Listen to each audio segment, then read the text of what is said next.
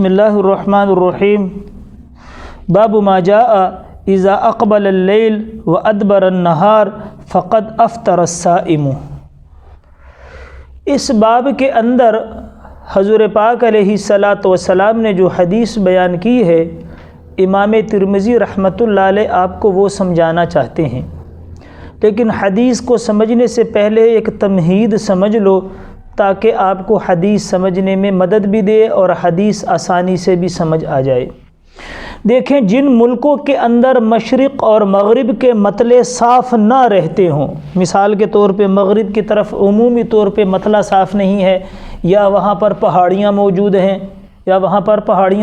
موجود ہیں، جیسا کہ مدینہ منورہ کا حال ہے کہ مدینہ کے اندر جو مشرق اور مغرب ہے دونوں طرف پہاڑیاں ہیں۔ جنت البقیع کی طرف سے سورج نکلتا ہے اور باب السلام کی طرف غروب ہوتا ہے، یہ بات وضاحت سے عرض کر چکا ہوں پیچھے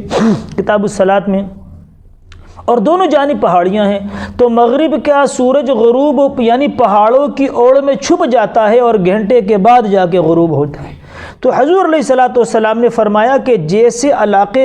علاقوں میں یہ صورت ہو جیسے مدینہ کی ہے کہ مشرق اور مغرب کے اندر پہاڑیاں ہو، یعنی سورج 1 گھنٹہ پہلے پہاڑیوں میں چھپ جائے، ابھی غروب نہیں ہوا، تو روزہ دار کیسے روزہ افطار کرے گا؟ کیلنڈری نظام اس وقت تھا نہیں جیسے ہمارے یہاں ہوتا ہے،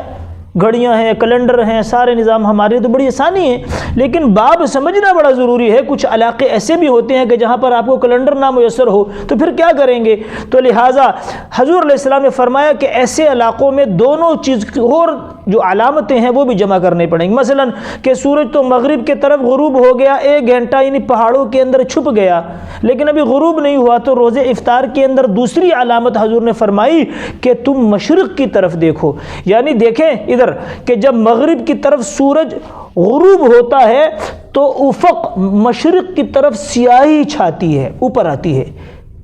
جب جتنا سورج نیچے غروب ہوتا رہے گا مغرب کی جانب تو مشرق کی جانب سیاہی اوپر ابھرے گی،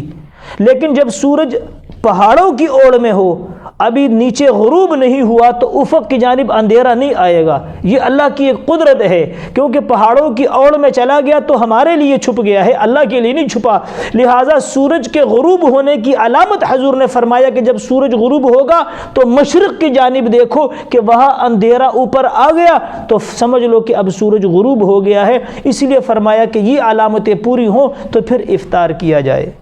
پھر کیا کیا جائے؟ افطار کیا جائے۔ اب ایک مسئلہ اور ہے جو اس باب کے تحت آپ سمجھ لیں، وہ مسئلہ یہ ہے کہ جب جن علاقوں کے مطالع صاف رہتے ہیں، یعنی مغرب کی جانب ان کا مطلع صاف رہتا ہے، عمومی طور پہ گرد و غبار نہیں ہوتا، تو فرمایا اس میں جب عید کا یا رمضان کے چاند کا اعلان ہوگا تو 1-2 آدمیوں کا اعتبار نہیں ہوگا، فرمایا جمع غفیر کا اعتبار ہوگا۔ کیوں کہ یہ تو ہو نہیں سکتا کہ مطلع صاف ہو اور 1-2 آدمی دیکھیں، زیادہ نہ دیکھیں، تو جمع غفیر، اور کتنا لوگ ہونے چاہیے؟ تو امام ترمذی رحمۃ اللہ علیہ فرمایا کہ ایسی جماعت ہونی چاہیے کہ ان سب کو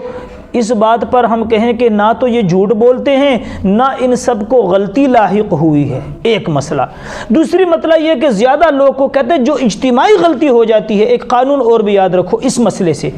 کہ جس کام کے واقع ہونے میں سارے لوگوں سے غلطی ہو جائے، مثال کے طور پہ کئی لوگوں نے چاند دیکھا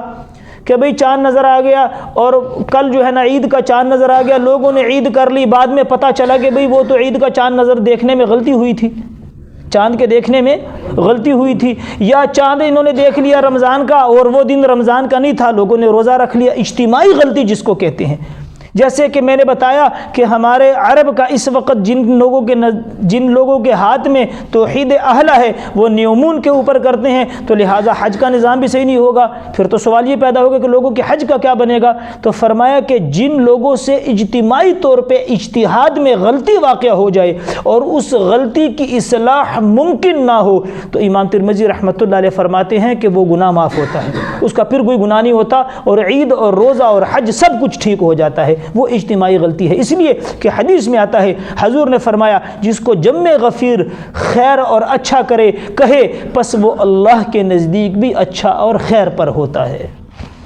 بس یہ